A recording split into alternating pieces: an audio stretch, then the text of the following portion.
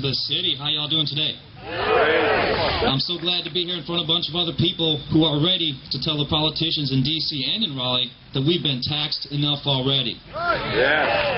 Now, as I mentioned, I'm with the Civitas Institute. We are a nonpartisan, let me repeat, nonpartisan, nonprofit research and education group based out of Raleigh, and we advocate for conservative, limited government solutions to issues facing North Carolina.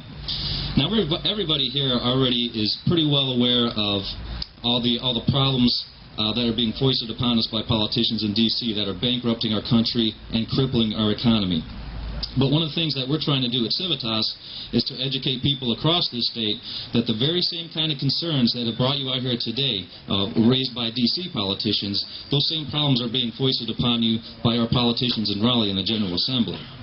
Out-of-control spending, skyrocketing debt, massive unfunded liabilities, political corruption, they've all become the rule in our state's General Assembly. How many of you, speaking of tax day here, April 15th, how many of you remember our governor, Bev Perdue, signing a $1 billion tax increase last summer? How many remember that? That's right. And we at Civitas, what we're doing, we hope that you will join us in telling not only the politicians in D.C., but our state politicians in Raleigh that enough is enough. They need to stop the political payouts and corporate welfare, stop the avalanche of debt, and stop raising our taxes to finance your reckless spending sprees. But merely saying stop is not enough.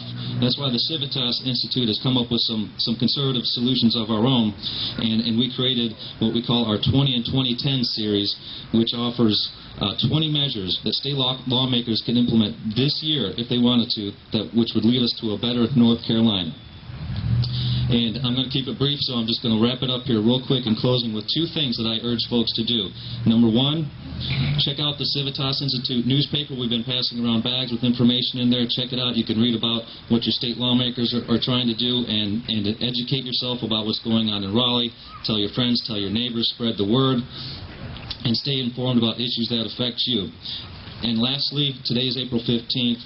But the good news is that November is coming. And I want to urge you all,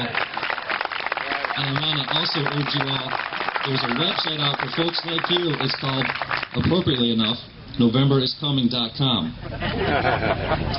And you can check that out and learn how you can continue the grassroots, the activists, and make sure that we get the kind of change that we can believe in November. So thank you very much.